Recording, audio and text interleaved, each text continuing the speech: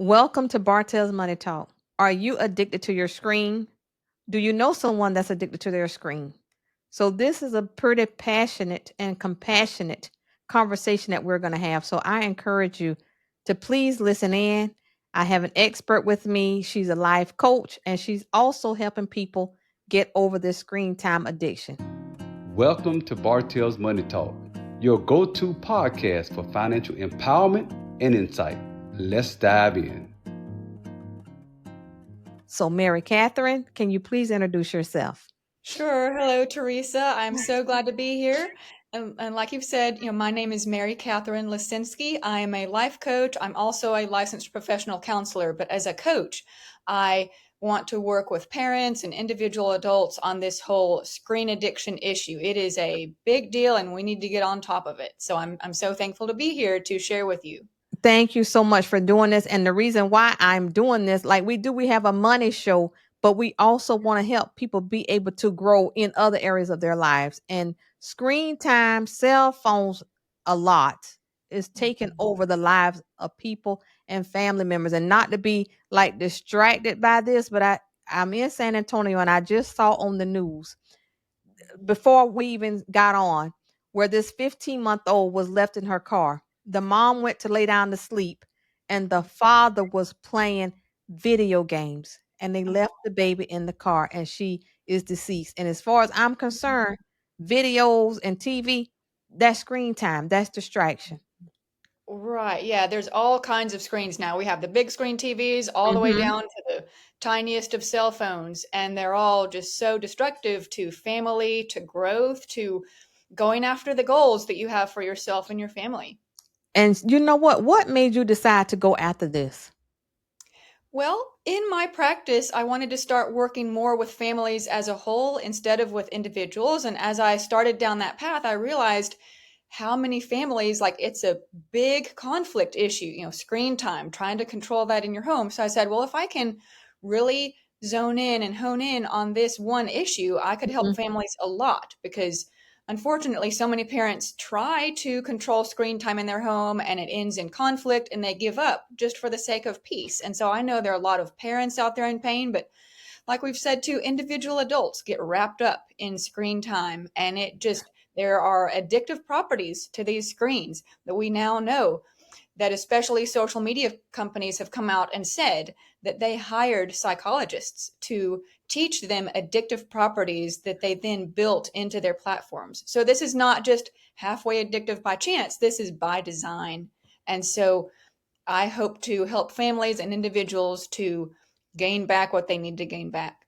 Well, I appreciate that. And again, I want to thank you too for joining me to have this challenging conversation because believe it or not, sometimes my husband and I, if we go out to dinner, sometimes our entertainment is just sitting there like watching another couple or a family and they're sitting at dinner and no one is talking. Everybody is in their cell phones. And when the food comes, they can really barely put the phone down, like to even eat their meal. They have it in their hand and they have their utensil in another hand. And so now we're losing communication because of the screen time.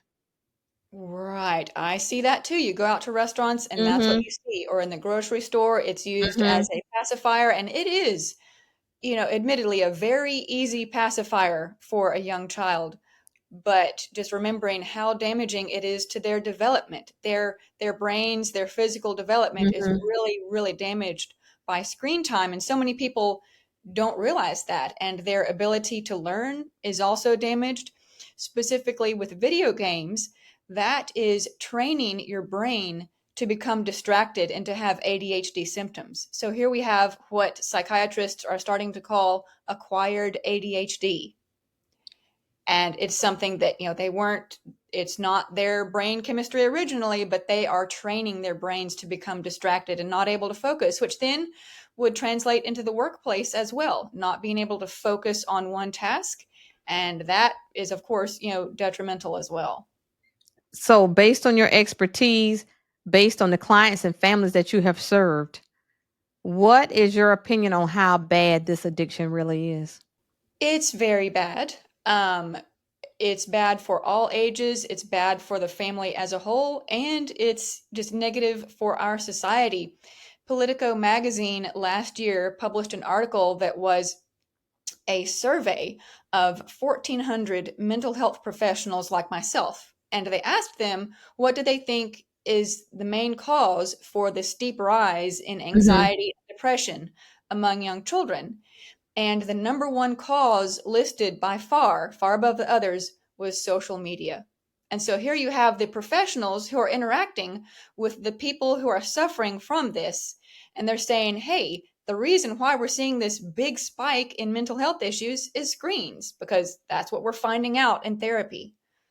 It's the screen times. And the sad thing is that I've noticed, like some of the adults, they are just as bad or worse than the children. I cannot tell you how many times maybe I've pulled into a parking lot and maybe going into a store, and it may be a female that's on her phone with the car running, scrolling.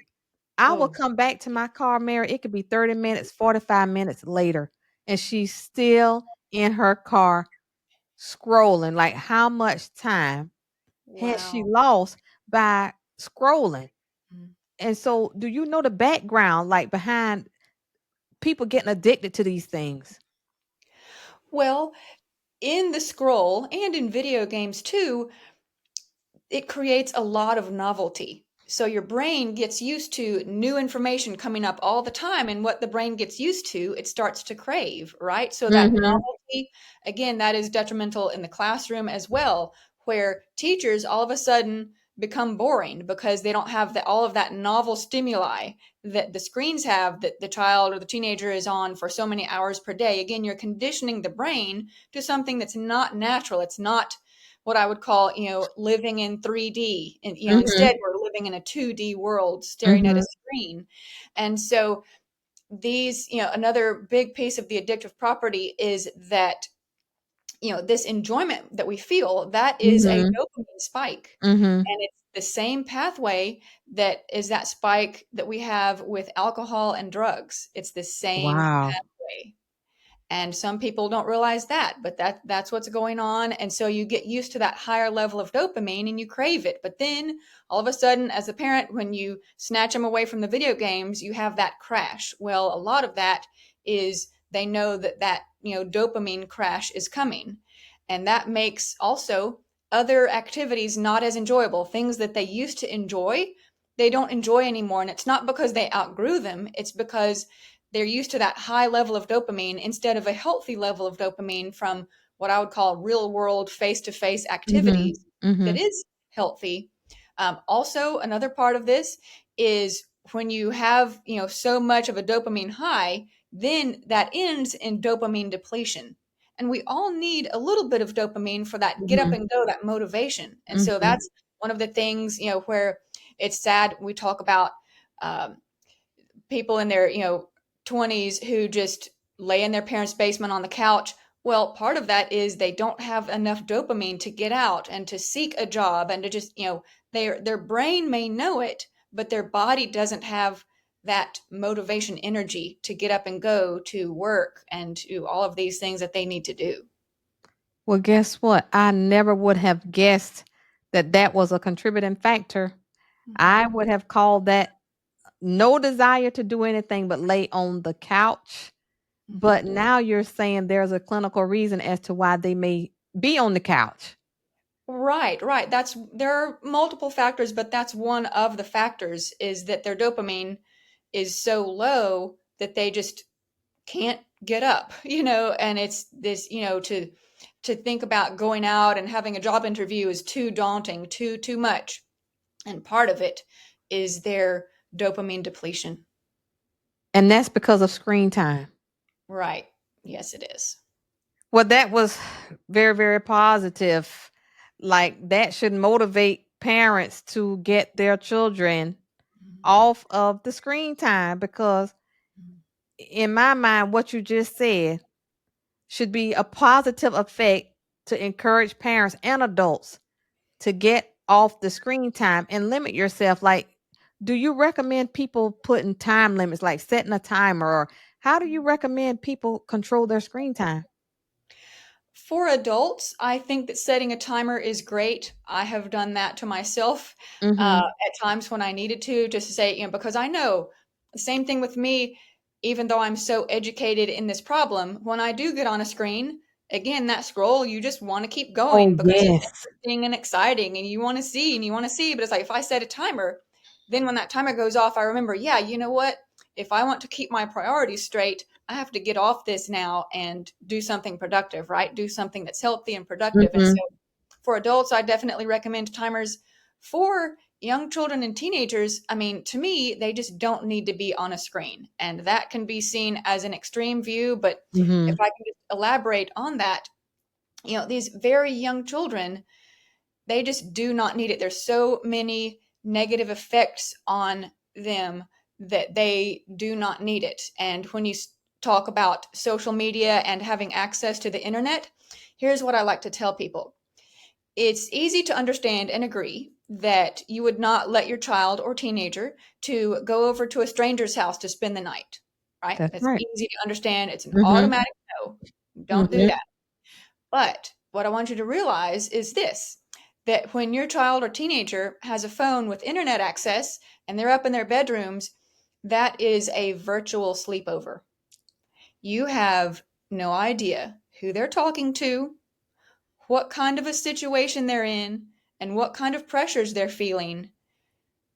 And that's like the world access in their bedroom. And there are so many dangers with that. We could go down a long list, but you know, what I am glad about is that now there are several companies that are making phones that are designed for teenagers and they do have a screen, but they do not have the hardware that is necessary for connecting to the internet. So it's not just that you're blocking it, it's that it doesn't have that ability in the first place. So if you have a teenager who's driving and going to friends' houses, or even, a Mm-hmm. child who's going over to a friend's house, if you want them to have that phone for safety purposes to be able to call you or to call grandma, Mm-hmm. but not have access to the world, now you can do that. And so the young brain is just not ready for internet access. And same with video games. Some people don't realize how, with video games, so many of them now are connected to the internet and their children are talking to strangers online. And that is just, they're not ready for that. Just like you tell them not to talk to strangers in real life, that's the same and even worse online because they have access to the entire world. And that is so scary. And a lot of times, like, we'll give the screen time to the toddler or the younger child because you just want them to be quiet while you're sitting in an office, or maybe you're trying to go to a restaurant and here, let me give you this. But then now that I'm having this conversation with you, we need to realize, well, why is it such a powerful tool to keep them quiet and make them behave? Right, because that, when they're really young, just the light and the noise is very attractive, right? Anything Mhm. that's shiny and moves, little Mhm. brains are going to be attracted to, and it's mesmerizing. So no matter what the content, even if the content is educational, it's not necessary, right? Mhm. Children have been learning for millennia without screens, so they don't Right. need the educational part of it. And yes, parenting is hard and you have to be engaged, but having that balance, that's what we've been doing. And I think that screen use became such a norm so fast Oh, yes. that we forgot that we used to grow up without screens and we used to parent without screens. Mhm. And so just remembering that and saying, now that we know all of these dangers, for instance, a child being very sedentary in front of a screen, if they are not moving around physically, that physical movement is part of what helps to shape their brain to grow. It's part of what helps your vestibular system to develop. And so the vestibular system, not only does that control your balance, but it also controls your level of arousal. And so if Wow. that system doesn't develop properly, you could have a child who is hyper aroused, hyperactive, or not stimulated enough and understimulated, under aroused. And so that is a big problem with brain development. And so again, I'm trying to sound the alarm of this is about brain development, physical development, basically every area of your life can be affected. And so while I do sound the alarm and sound very negative, I also want to bring hope to individuals and to parents and to say, we can do this. We can reduce screen time. We can say no to social media when it comes to making healthy choices for ourselves. You're listening to another episode of Bartelle's Money Talk. We'll be right back after a quick word from our sponsors. Take charge of your financial future with Bartelle's Financial Coaching, led by Teresa Bartelle. We offer personalized guidance to overcome debt and achieve financial peace.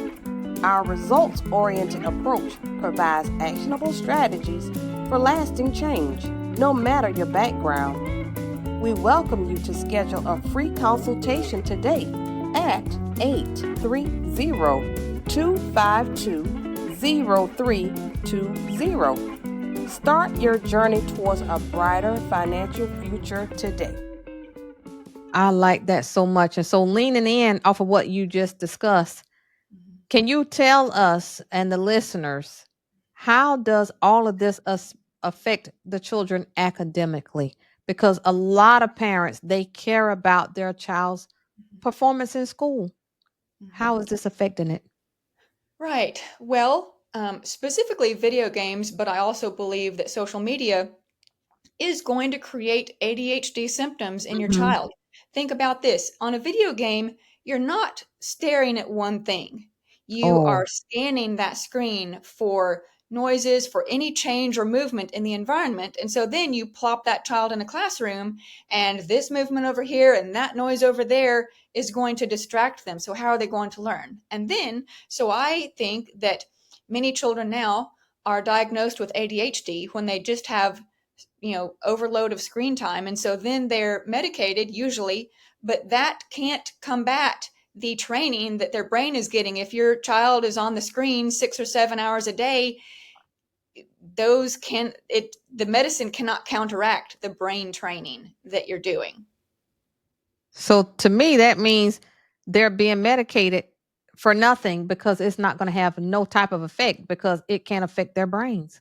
Right. It's not going to work. Now there are other reasons for ADHD and so forth, but I think that if your child or teenager is exhibiting ADHD symptoms, check that first, and say, if we eliminate screen use, does their attention get better? Can they start to focus better after a little while?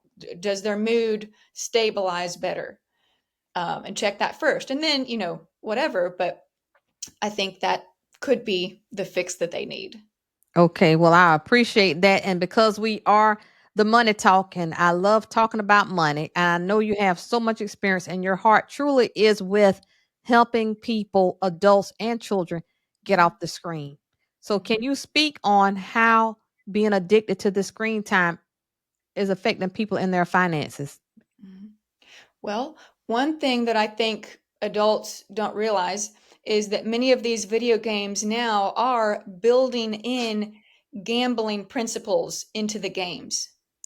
So these loot boxes, the child or teenager, will pay actual real money with a credit card to open this loot box. And you're basically gambling, taking a chance. This loot box may have a weapon that you need, or it may be a bag of dirt and you lose.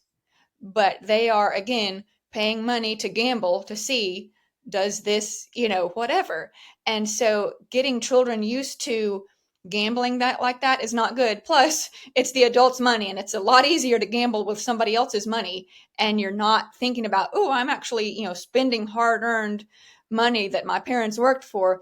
I had a host tell me the other day that his son racked up $700 on a video game on his credit card, and he was like, oh no. And he said, my son is going to be doing $700 worth of yard work for me because I'm not paying for that.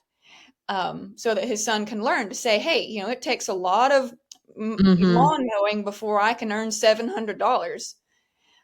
So that right there, I think some parents don't realize that's what their child is doing with the credit card. And that's, I mean, unfortunately, it can be easy to get. And they sneak around, and all of a sudden you have $700 on this card, and that's not good. Then, plus, what I mentioned about the dopamine depletion, and that's for young adults and adults alike. Mm-hmm.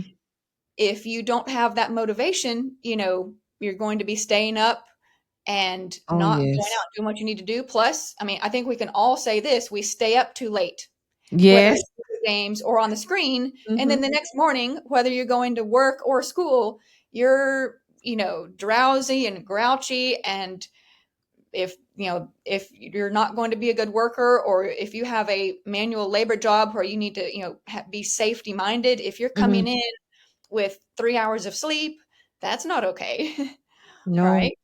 And so you don't want your employers noticing, hey, she or he is coming in not working well, and we need to let them go.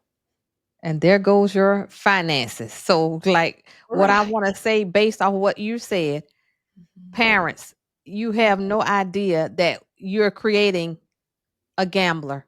That's an addiction. It is almost as bad as drugs. And so I Mhm. heard a young man talking on yesterday. I think he's like 23 years old. Good guy. He wasn't on drugs, didn't do alcohol, but he played the video games. Now, this is a true story. He played video games growing up, and now he is a gambler, and he is trying to reach out for help because he cannot believe it's him, himself, that's addicted to gambling, and he makes a good salary. But every single time he gets paid, his cry is, it's like something is drawing him to go and gamble his paycheck away. So, parents, I am encouraging you to please limit the screen time. If your children are on these video games and they're using money, your money, that's helping you not to get to your retirement or to your vacation, try to get them off the screens. If you are an adult and if you're staying up too late on these video games or scrolling Instagram or Facebook, get off of it, because I can assure you, if you're going to work and you're exhausted, you're not going to be the best you.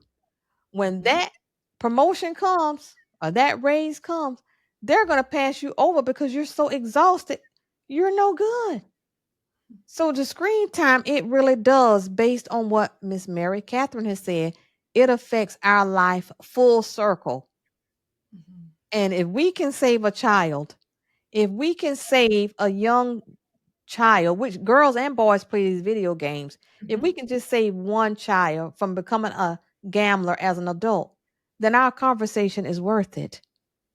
Because even me, I have to catch myself. I'll get on my phone like before I go to bed, which I need to stop.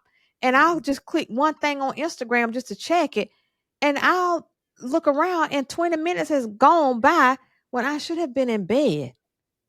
So because I know how serious this is, that's why we have Mary Catherine on, because this is a cry to stop. And the sad thing is, Mary Catherine, is the cell phone and Instagram and all these other things, it should be good for us. But the good for us has turned out to be evil for us because we're using it too much. Right, right. And that's why, other things with addictive properties have been either made illegal, or you have to be 21, Hmm. because they recognize young brains are not ready to handle this. And even old brains, if you want to call them that, can become addicted and really go downhill. Addictive things can really wreck your life in so many ways. And I do not want to see that. And so I'm, trying to help Hmm. educate people and spread the alarm, but say, hey, if you have struggled and you need help, I'm a coach who's out there trying to help people. And so um, I just think that we need to not just talk about the problem, but start normalizing doing something about it. Start talking to people and saying, hey, let's do this together. Let's reduce screen time together. Let's keep each other accountable and make that the new norm. This became a new norm too fast before we knew all these dangers, and we need to catch up and put the brakes on. Yes, we do. And Mary Catherine, there's something that's like so heavy on my heart that I have to say, and it came back to my remembrance. And so I believe that I need to say it. But I watch the news, like in the morning, and maybe last year, the makers of these products, I think they live like in California, Mhm. because they know that these items were designed to get us hooked. Mhm. They don't even allow their children to have cell phones. And so, listeners, if you don't believe me, Google it and look It's it true. up. So they're protecting their children, they're protecting their minds while they're destroying your child and your mind. There's a reason. So, Mary Catherine, I know you know about it. Come on, I can tell. Tell us all about it. Yes, it's true. Many of the technology company CEOs and high level Mm-hmm. people, they do not let their children have screens and they send them to schools that do not have screens. Not only the children don't have their own personal devices, but they don't have computers at school.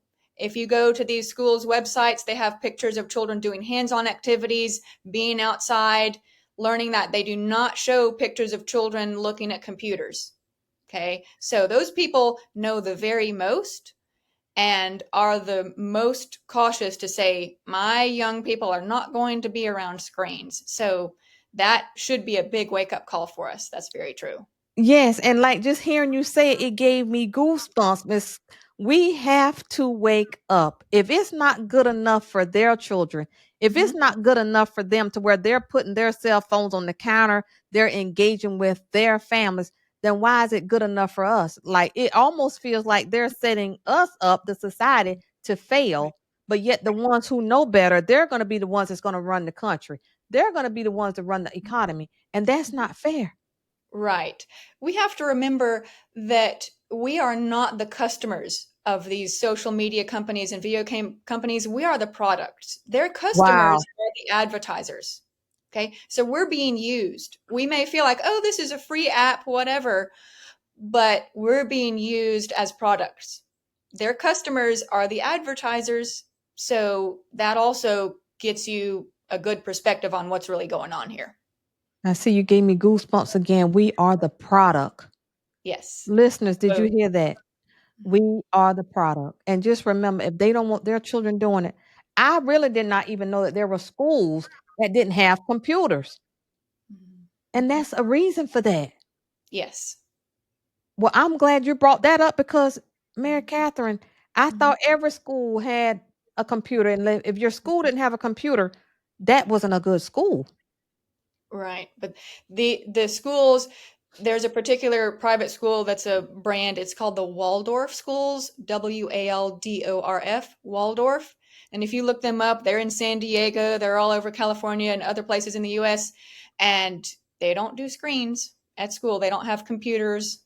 So, and those are the high level private schools. Well, see, that was eye opening for me. And so, because of your experience, I would like for you to leave the audience with something that you think can make an impact for them, something of value to help them with this screen time decision. Well, I think I'll just repeat something I said before, which is very important. I think we need to start talking about, hey, I want to actually do something. Let's not just talk about the problem, but have a conversation with your neighbor, your friend, Hmm. your family to say, let's do this together so we don't feel isolated. I don't want you to feel like you're the only one trying to reduce screen time, right? Because then that makes it so much harder. Peer support is a big thing in combating addictions. If you look at Alcoholics Anonymous and Celebrate Recovery, peer support is a big part of this. Also, as part of AA and Celebrate Recovery, is having a sponsor or a mentor, Wow. or in my case, Hmm. a coach, who's somebody who can help you out and along the way. And so, if you have struggled, I just want to give you hope. We've talked about a lot of negative things, but I want Hmm. to end on a positive note to say you can do it and bring others with you. And just that, we want to do this for ourselves and for the next generation to create healthy and happy people. Right. And so, if someone heard you, they're listening and they want to reach out to you because your voice brings them comfort. They want to learn how to get off this screen or at least decrease their screen time. Tell us how we can reach you. Well, there's two ways. First, you can go to my website, which is lifewalkcoaching.com. You can find more information about me there, and you can also contact me through there. Or you can just give me a call on the phone. I know that's the old-fashioned way, but I would love to talk to you. So my phone number is 501-290-7132. I would love to talk to people, to encourage them, to see how I can help. Well, Mary Catherine, I want to tell you so much thank you. You've shared information with me that I wasn't aware of, and it's time for us to wake up and let's take control of our lives and the lives of our children. So, again, from Bartelle's Money Talk, thank you so much for joining me. Thank you, Miss Teresa. You're welcome. That's all for today's episode of Bartelle's Money Talk. We hope you found our discussion insightful and empowering. If you want to stay connected and access more tips and resources, don't forget to subscribe to Bartelle's Money Talk on your preferred podcast platform. And please consider leaving us a review. Your feedback helps us improve and reach more listeners like you. For even more financial guidance and exclusive content, visit our website at bartellescoaching.com. Until next time, remember, the journey to financial freedom is within reach. I'm Teresa. And I'm Johnny Bartelle, signing off. Take care, and here's to your financial success.